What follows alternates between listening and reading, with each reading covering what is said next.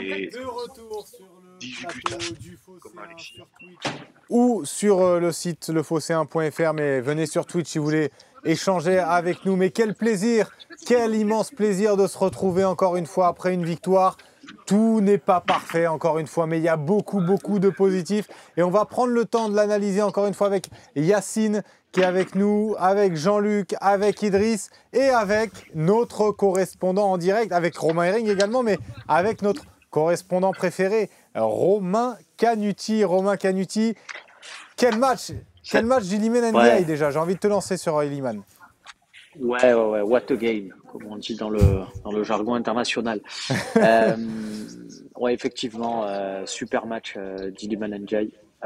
Il est génial. Il est trop tôt pour réclamer la tête de ceux qui l'ont critiqué. On critique trop à l'OM, tout ça. On fera les bilans après. On s'en plaint pas après un match.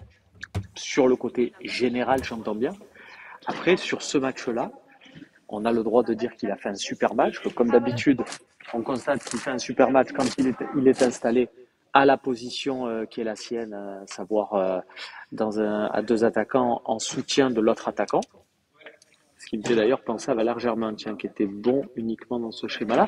Bon, je ne vais pas aller plus loin dans la comparaison, mais effectivement, match complet de sa part, beaucoup de provocations, match intéressant de la part de beaucoup de joueurs. Moi, ce que j'ai beaucoup dans cette équipe, c'est qu'à 2-1, on revient à la mi-temps.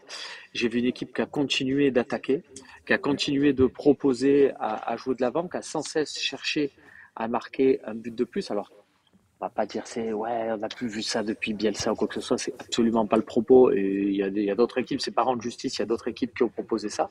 Surtout, ça l'a proposé avant tout dans un fameux jeu plus direct, avec une débauche d'énergie moindre du coup. Si on regarde notre dernier but, il est le fait de deux hommes. Le premier, c'est Chancel Mbemba qui a fait un sacré match, qui allait chercher des ballons sur le côté. Ça a été très très costaud, et donc il y a son ouverture. Et puis C'est Onana, Ismail Romain. Assar. C'est Onana. C'est Onana qui fait la passe sur le Ouais, but d'Ismail Assar. Putain, génial. Je voulais pas te Merci, contredire en live, mais Ouais, mais moi je Non, voulais. non, mais merci les gars. Vous savez ça, du stade, tu vois pas forcément. Ah, tu vois un grand black et tu vois, tu te t'es dis dans c'est un un autre truc. grand black. Hein. Exactement. Je vais pas te. Moi, Non mais. je l'ai fait tout le match, donc j'ai le droit. Non, Franchement. mais Non mais pour dire, tu vois le match du 7e étage. Bah oui, C'est pas la tribune forcément, presse est très voilà. très haute. Et nous, on a un Mais, écran géant au studio et quand même, j'ai dit Onana, Assar et Mbemba 3 fois pour me Mais tromper voilà, toute la non. deuxième mi-temps. Donc bref, c'était pour la blague. Bref. Merci de me corriger. Onana, super. Tu me fais penser, tiens, qu'il va falloir que j'aille le corriger dans le CR, le compte rendu qui est disponible sur le site assez rapidement. Effectivement, donc super ouverture d'Onana. Et puis derrière, surtout, Ismail Assar. Là, je sais que c'est lui, parce que cette vitesse-là, tu peux pas le confondre, même du 7e étage. Tout est parfait. Et j'ai envie quand même de saluer Romain Hering, qui, lors de ses analyses, il n'a pas défendu Ismail Assar parce que c'est son chouchou, parce qu'il l'aime, parce qu'il lui a promis son maillot à la fin de la saison. Romain Hering nous a toujours parlé Romain Hering nous a D'ailleurs, tu toujours peux me parlé le gratter?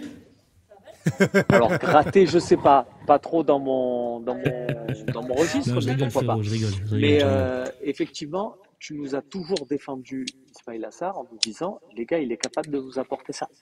Il est capable de nous apporter sur un match. C'est exactement ce qu'il a fait à l'angle à la puissance près sur l'ouverture au second et tout. C'est très très bon choix. Donc vraiment, moi je suis ravi de ce que j'ai vu et je maintiens ce que j'ai dit à la mi-temps. Je pense que notre ami Petit Marcel qui regarde le match, il a dû se dire, mais attendez, c'est ce que je voulais faire moi.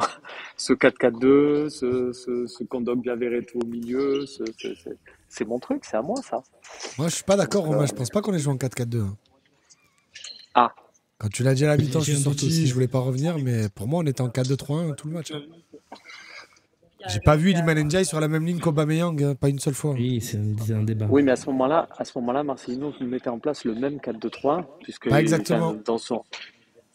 C'est le même principe, c'est-à-dire Harit à gauche, Ismail Assar à droite, Aubameyang et Ndiaye devant, Veretout Kondogbia. C'est Après, tu peux me dire, oui, les consignes n'étaient pas les mêmes, machin. Ça Oui, tient. les y avait hommes, une nuance, quand même. les hommes, c'est ça, mais Mais la philosophie et les consignes ne sont pas du tout les Eh, mêmes. la philosophie, moi je trouve que ça se Quand tu es dans rejoint un sur cette 4-4-2, capacité à avoir un jeu par essence, tu direct. passes directement sur les côtés. Mais sinon, il n'y a pas. En fait, dans le rôle des deux milieux des deux milieux centraux et dans le rôle des deux attaquants, Bah, c'est pas du tout la si même c'est un chose. 4-2-3-1 comme tu dis, tu passes pas directement sur les côtés, tu passes par ton meneur de jeu. Non, tu peux passer sur les Là, côtés. oui, 4-2-3-1, normalement, c'est ton meneur de jeu. Et Bob, quand il Et- fait un 4-2-3-1, tout passe par Valbuena. Ouais, Ouais, Youpainkas, quand il je- fait un Euh, 4-3-1, tout passe par les ailiers. Hein. oui, mais justement, C'est pas le système qui qui fait était la le numéro philosophie. 10 à ce moment-là? Qui Thomas était le Müller. numéro 10 à ce moment-là? Voilà. Et Thomas Müller et Iliman Ndiaye, tu Oui, les un classes pas dans la 9,5. même catégorie de... Voilà, merci. Donc tu vois, c'est exactement ce truc-là. Moi, je trouve que, comme quoi, ça tient aussi de beaucoup de choses, de principes. Ça tient aussi du fait, rappelons-le, que Klose était suspendu sur ce match-là. Quand Klose revient, qu'est-ce que tu fais? C'est une autre question qui vient. Est-ce que tu enlèves un des défenseurs centraux? Est-ce que tu enlèves... Et juste, j'en Il profite, est les gars, blessé, parce que... Gigot. Hein. ouais, et d'ailleurs, j'ai eu vraiment peur. Hein. Et je pense que c'est Ouais, peut-être plus grave que prévu. Hein. Ouais. Ouais, il se tenait quand même l'épaule au niveau du pec, du haut du pec, Ouais. presque l'épaule, donc ça peut être un peu Clavicule, peut-être. plus grave. Ouais, clavicule, exactement. Et, On va espérer. et j'ai bien aimé aussi, du coup, la réaction du virage qui a scandé Bien. son nom à sa sortie. Tout le monde est au courant hein, que c'est lui qui a causé le premier but. C'est pas, et personne s'épargne le débat, et si c'est Balerdi, on insulte, mais c'est juste que là, tu as une situation et alors que, on rappelle aussi les conditions, quand tu es en virage, t'as pas, enfin, tu peux capter la 5G, mais tout le monde ne l'a pas, tout le monde n'est pas au courant sur le moment que Gigot est blessé, donc du coup, il faut scander. Enfin, tu vois, il y a tout un contexte qui fait que je trouve que cette manifestation-là est plutôt appréciable et à souligner. Et avant que tu ailles récupérer les réactions des joueurs, juste un petit mot sur l'ambiance, toi qui étais au stade, pour ceux qui n'ont pas la chance d'assister au match au stade Vélodrome. Parle-nous un petit peu de l'ambiance, comment elle était, est-ce que c'était chaud, ça chantait comment tu Non, as senti cette ambiance? évidemment ça chantait, évidemment ça sifflait après l'ouverture du score et on a senti qu'on avait on a mis quand même 25 minutes avant de refaire surface, faut pas l'oublier. Et non, je me faisais je soulignais quand même que sur les 10 dernières minutes, vu que le succès était quand même dessiné, et c'est pas ce qu'on a vécu ces derniers mois au Vélodrome, on a revu des scènes habituelles avec les écharpes, avec des chants de victoire, avec une certaine décontraction, comme on a revu finalement, vous allez me dire, un coach qui a pu faire tourner, parce que le succès était dessiné, ben là, pareil, on a vu ça. Et c'est appréciable aussi, je pense, d'avoir ces scènes-là, de certains qui quittent le stade avant parce qu'il pleut beaucoup, parce qu'il y a des conditions pour rentrer chez soi. Et ben, tu rentres, et ben, tu es heureux parce que tu te dis, bon, là c'est bon, on a gagné, je peux aller sereinement à ma voiture. Et il y en a qui ont fait encore beaucoup de route pour venir voir l'OM. Donc c'est bien ce genre de succès aussi. Ouais, je vous confirme, j'ai même croisé des gens cet après-midi qui venaient de Troyes pour venir voir le match. Donc c'est quand même, faut se rendre compte quand même de la route que les personnes font pour assister à ce match-là. Donc là, pour le coup, ils ont vu une belle victoire. Mais le débat est intéressant parce que sur le système de jeu, et je voulais y venir. Est-ce que finalement, je vais un petit peu chambrer, mais est-ce que finalement Gattuso n'avait pas raison? C'est pas finalement un problème de système, mais plus d'état d'esprit ou de mentalité. Romain Herring, je te vois dubitatif sur ma question. Moi, je sais pas, parce que je suis toujours pas convaincu qu'on a joué en 4-4-2 ou 4-2-3-1. Pour moi, il y avait un système très asymétrique où on a dit on s'emballe. Enfin, non, je vais pas le dire comme ça, mais on s'en fout. On met Ismail Assar. Ismail Assar, c'est notre clé. Il va jouer cool. Il va manger la ligne. Ouais. Et après, je pose mon équipe. C'est ce qu'il nous a dit. Hein. Il nous a dit je mets les joueurs à leur meilleur poste. Et il a fait ça, il a dit à Aubameyang et Ndiaye, vous jouez plutôt axe, mais vous faites un peu ce que vous voulez. Et il y avait Harit dans tout ça, qui rentrait beaucoup à l'intérieur pour laisser le couloir à Merlin. Donc, je ne sais pas si on n'a pas joué dans un truc très bizarre où on joue avec un ailier droit, mais pas d'ailier gauche. Moi, je ne suis pas persuadé que c'était un 4-2-3-1 ou un 4-4-2. Je pense qu'il n'y avait pas d'ailier gauche ce soir. Harit est beaucoup rentré dans l'axe. Je trouve que c'était une réussite totale. D'ailleurs, si c'est ce choix-là qui a été fait de mettre Sarr ailier juste pour les perturber et créer beaucoup d'espace dans l'axe, je trouve que c'est super bien fait. Donc moi, je suis pas convaincu. Donc, mais par rapport à ta question, évidemment que la mentalité fait beaucoup de choses. Mais il y a aussi un truc, c'est que avec Gattuso, on sentait que les joueurs étaient obligés d'utiliser des relances précises, d'attendre que les joueurs viennent, d'avoir une sorte de style Gattuso, une patte Gattuso, que Idriss disait comprendre et voir. J'étais pas loin d'être d'accord avec lui d'ailleurs. Mais finalement, cette patte Gattuso, elle a un peu annihilé les qualités de cette équipe qui sont la folie. Chancel Mbemba, c'est un fou. C'est un fou génial. Il fait ce qu'il veut sur le terrain. Iliman Ndiaye, tu lui dis fais ce que tu veux, frérot. T'es libre. Regardez le match qu'il fait ce soir. Harit, moi, je trouve qu'il fait pas un très bon match, mais malgré tout, dans le lien offensif, il est moins désagréable que dernièrement. Et Aubameyang est très libre sur le front de l'attaque. On l'a vu beaucoup aller à gauche. Enfin voilà, moi j'ai beaucoup aimé ce style-là et la mentalité. Je dirais plus la mentalité que le système peut-être. Mais bon, je sais pas si avec Gattuso on était capable de sortir un match comme ça puisqu'il y avait des préceptes à appliquer. Là, j'ai l'impression qu'il y en a pas. Faites ce que vous voulez et on se régale. C'est ce que je disais quand on me disait ce qu'on voit une patte Gattuso. Je dis oui, moi je vois une patte, mais c'est pas une patte qui me plaît parce que c'est ce que j'arrêtais pas de dire. C'est pas ma sensibilité. Mais par contre, dire qu'il y en avait pas, c'était faux. Parce qu'il y avait quelque chose. C'était juste que c'était un truc qui marchait pas.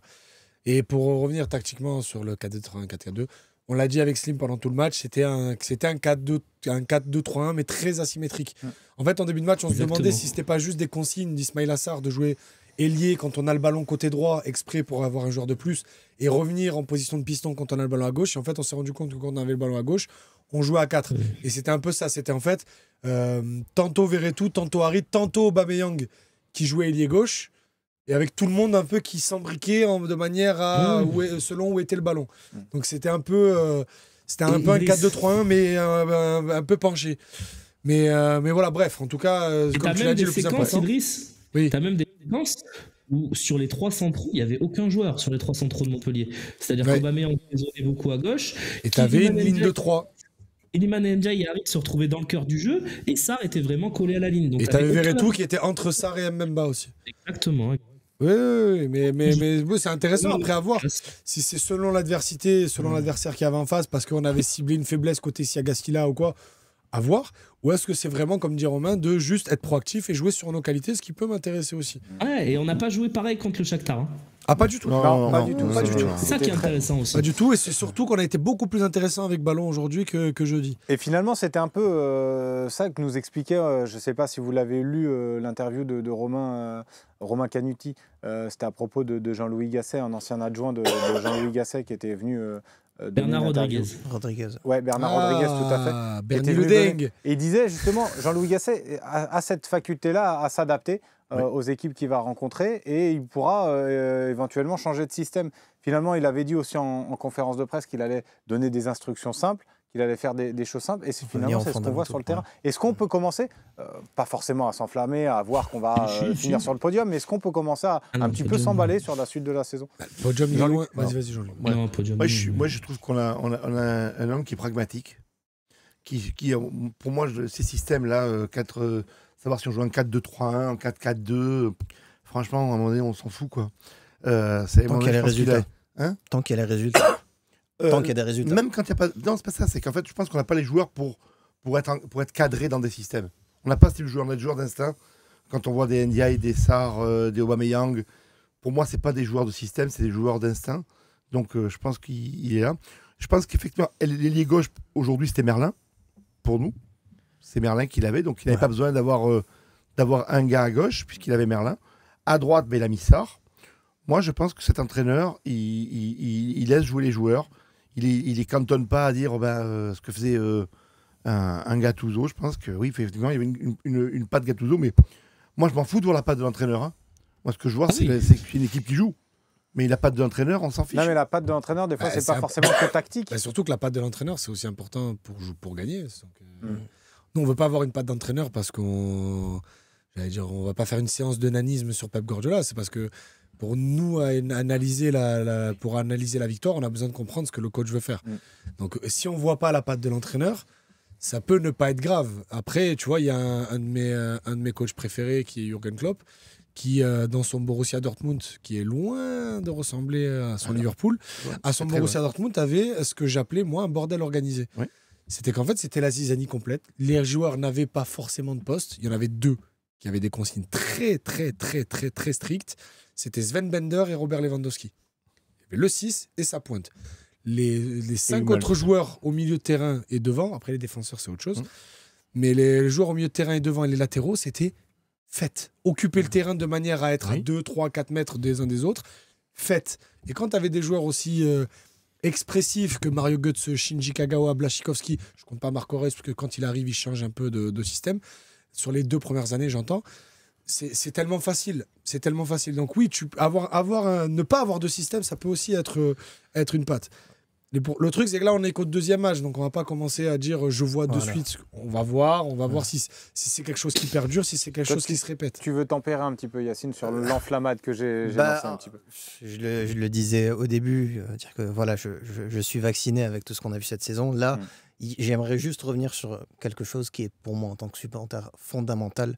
C'est juste l'émotion qu'on a ressentie sur ces 2 derniers matchs contre le Shakhtar et contre ce match-là. Même là, pendant le deuxième mi-temps, je fais putain, le temps il passe vite parce qu'on est bien en fait. On est bien, on s'amuse, on prend du plaisir et je pense que ça se ressent aussi au niveau des joueurs. Pour en revenir un peu au niveau du système, entre guillemets, il l'avait dit de toute façon, Jean-Louis Gasset, on est plus dans l'animation qu'avoir un système un peu stricto sensu. Donc voilà, mais moi je veux insister surtout sur cette notion d'émotion en fait que peuvent ressentir les gens quand voilà, les choses sont aplanies, quand on reprend les bases, jouer sur les fondamentaux comme il a dit Jean-Louis Gasset, être simple en fait dans le jeu et puis voilà, laisser un peu de liberté. Par exemple, on l'a vu Iliman Ndiaye ce soir. Voilà, les choses se passent bien et que ça continue, mais je veux pas non plus. Encore une fois, je rejoins un peu la banderole qui a été déployée à la fin du match. Oui, on peut la dire d'ailleurs. Donc voilà. Une victoire n'efface pas tout. Voilà, une victoire n'efface pas tout. Et il y avait un message après derrière. Quand vous voulez, vous pouvez. Voilà. Donc, on a vécu tous ici la saison. Enfin, on l'a vu encore. Il avait préparé cette banderole, donc il était quand même confiant. Voilà. Dès que je l'ai vu sortir, je disais, ils sont forts quand même. Mais voilà, je pense qu'il ne faut pas l'oublier non plus. C'est pour ça que je ne m'enflamme pas. J'attends de voir un 3e match consécutif avant de donner mon avis sur justement ce style entre guillemets Gasset. Mais déjà on peut voir quand même qu'il a réussi à réveiller quand même certains joueurs. On voit des joueurs 7 buts, hein. Ouais. Pardon 7 buts en 2 matchs. Oui, 7 buts en 2 matchs. On voit des choses offensivement. Et 2 fois t'es mêlé au score. Et 2 fois, justement, le côté mental aussi, parce qu'il avait dit qu'il allait travailler sur ce côté-là, la mentale. Il a forcément apporté déjà quelque chose. Est-ce que la question c'est le côté mental ou est-ce qu'on entre plus, enfin ça s'est vu sur sur les demi-temps, on était plus en mode diesel au début. Donc, est-ce que volontairement, tu laisses tes joueurs rentrer progressivement dans le match ou bien dès le début des demi-temps, tu leur dis pressez haut, allez-y. Donc, je ne sais pas, très honnêtement, ça fait partie des questions que je me pose encore. Moi, j'ai envie de m'enflammer, moi. J'ai envie. Vas-y, Jean-Luc. J'ai envie, parce que franchement, on vit une saison tellement morose, je veux dire. Que pour peu on voit des choses différentes, on voit de la joie, on les voit, enfin moi je sais pas, j'ai l'impression de voir... On voit des bons joueurs aussi. Hein ? On voit des bons joueurs aussi. On voit des bons joueurs, maintenant, des gars qui... Il a réveillé des morts. Donc moi je trouve, voilà, super. Mais moi, espérons qu'on s'est tous trompés, que... Voilà, mais c'est génial. Moi j'ai envie. Mais tu as bien raison. J'en ai marre de la morosité. Finalement, peut-être que Longoria s'est pas trompé sur son mercato, mais finalement juste sur ses coachs, quoi. Mais ça fait partie aussi. Quand tu vois l'effectif qu'on a, enfin les joueurs sont quand même, enfin moi tu vois Ismaïla Sarr, si t'as un coach qui sait le faire jouer, je pense que c'est un super joueur. Je me demande si on s'est pas trompé sur les coachs, quoi. Juste sur les coachs, mais c'est tellement important dans le football de haut niveau d'avoir des entraîneurs qui créent des choses avec un effectif. Je sais pas. C'est une réflexion qu'on aura en fin de saison, mais. Samzo qui dit. Et tu la vois jusqu'où la remontada, mon Jean-Luc ? Mais oui, il a raison. Tu la vois jusqu'où la remontada, Jean-Luc ? La remontada ? Oui, au classement. Oui. Au classement, tu parles. Oui, je m'enflamme. Je m'enflamme parce que d'abord je m'enflamme parce que devant nous, je vois une équipe je vois une équipe vraiment beaucoup plus forte que nous, hormis PSG, je parle. Pour moi, c'est Rennes parce que j'ai vu jouer Rennes, ça joue vraiment un football extraordinaire. Mais Nice, franchement, c'est nul Nice, quoi. Ça joue mal. Monaco, bon, c'est pas Jojo. Et Lens, je pense, sur une pente descendante. Donc je pense que 2-3 équipes, on peut les passer, quoi. Voilà, Ouais, et puis je rajouterais même qu'à mon avis, Lille va gagner la Conference League. Oui, Ça, parce c'est qu'il n'y a un petit peu personne. je lance. Pour moi, ils sont favoris. Oui. Ouais, j'ai vu le tableau. À part que l'Union l'Ajax. Saint-Gilloise. L'Union Saint-Gilloise, c'est pas mal aussi. Mais à part ces 3 clubs qu'on a cités ensemble, Jean-Luc, je pense que Lille va aller très loin. Et donc, à 7 matchs à jouer, potentiellement. Donc, je pense que Lille peut s'effondrer aussi. Donc, si toi, tu arrives à être cohérent, je dis pas qu'on va gagner tous nos matchs. On va perdre contre Paris comme à chaque fois. Tu vas bien faire 2-3 nuls. Mais si tu arrives à, je sais pas, sur les 12 matchs de Gasset, à faire 8-2-2, par exemple, tu peux être dans la lutte. Hein. Il reste 11 matchs de Ligue 1, les amis, jusqu'à la fin du championnat. Et on jouera 6 des 8 équipes qui sont devant nous, puisque nous avons déjà joué 2 fois Monaco et Brest. Oui, mais quelque part, c'est bien aussi quand tu es dans une opération remontada. Si tu veux taper les équipes, les matchs à 6 points, il n'y a rien de plus efficace. Hein. Moi, je te donne pas une mauvaise nouvelle, je te donne l'information. Moi, c'est des matchs qui me plaisent. Et puis moi, je crois beaucoup au phénomène où quand ça veut, ça veut, quand ça veut pas, ça veut pas. Quand je vois Lens l'année dernière, ils jouent contre nous, ils viennent ici, et on les domine de A à Z. Ils font un tir pourri, contré, ils marquent. Cet après-midi, ils jouent contre Monaco. Samba, il fait un premier arrêt de fou. Il fait un deuxième arrêt, c'est lui qui se met le but. C'est que c'est Samba qui se marque le but. Donc comme quoi, ça s'enchaîne. Ils mènent 2-0 contre l'équipe de Fribourg. On n'en a pas parlé de ça, mais c'est quand même... Ils se font remonter 3-2. Quelque part, on voit bien qu'il y a des moments où les équipes, elles ont rien qui veut rire. Là, en ce moment, Lens, il n'y a rien qui veut rire. Et pourtant, l'entraîneur, c'était le même. Bon, et ça ne veut pas rire. Il n'y a rien qui va pour eux. Il y a rien qui va. Nous, chaque fois que les types ils tiraient au but, ils marquaient. Là, on est mené 1-0. Les gars, ils tirent 2 fois. Ils mettent 2 poteaux. Peut-être qu'il y a 2 mois, la frappe qui tape le poteau, elle tape sur le dos de Paul Lopez. Elle rentre, on dit 2-0 et on dit encore Lopez qui n'a pas plongé comme il faut. Oui, alors oui, les vestes se retournent. Pas qu'elles se retournent. Nous, elles se retournent jamais, nos vestes. On est des supporters de l'OM. Alors on critique l'OM, mais on veut toujours que l'OM y gagne.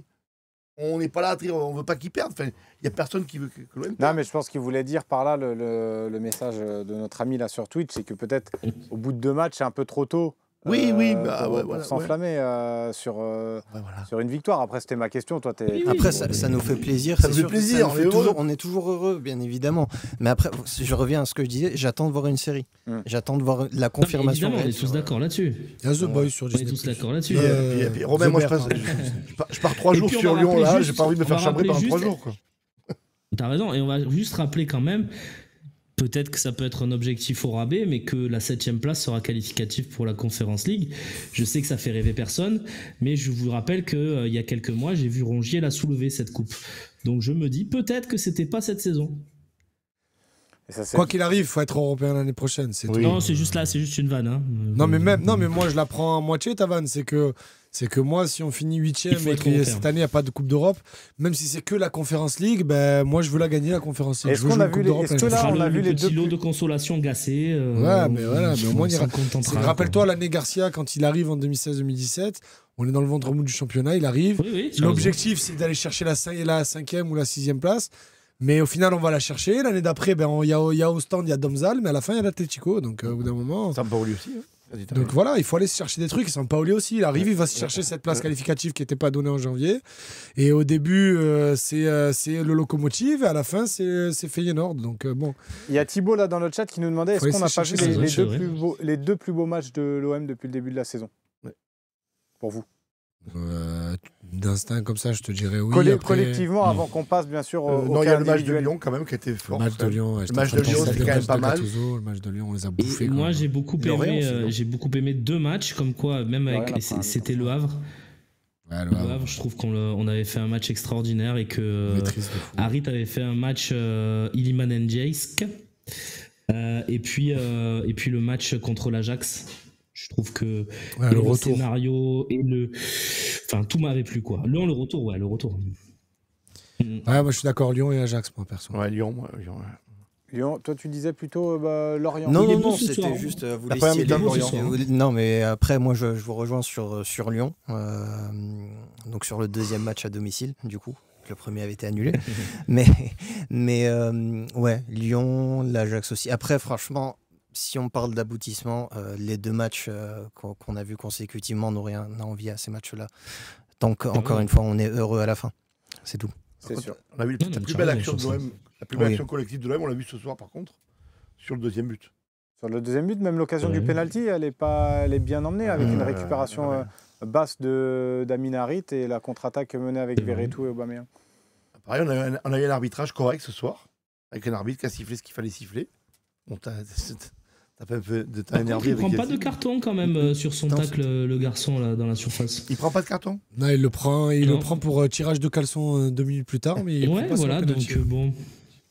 Ça, c'est une petite très erreur, gentil, par contre. Peut-être. Pingo, il nous demande que pensez-vous du coaching de Gasset. On en parlera peut-être un peu plus dans des les notes plutôt. des joueurs. Mais c'est vrai qu'à l'inverse de Gattuso, il essaye d'influer quand même sur le cours du match et il fait des changements assez rapidement. Ça déjà, c'est une différence. Classique à partir de la 60e. Quoi. Donc, il sort Merlin, après il sort Verretou, il sort. Il a l'intelligence de sortir Kondogbia à l'heure de jeu. Ouais. Bravo. Non. Bon, en tout cas, on a fait un petit peu le bilan de ce match. Maintenant, on va passer au cas individuel. On va passer au top et au flop.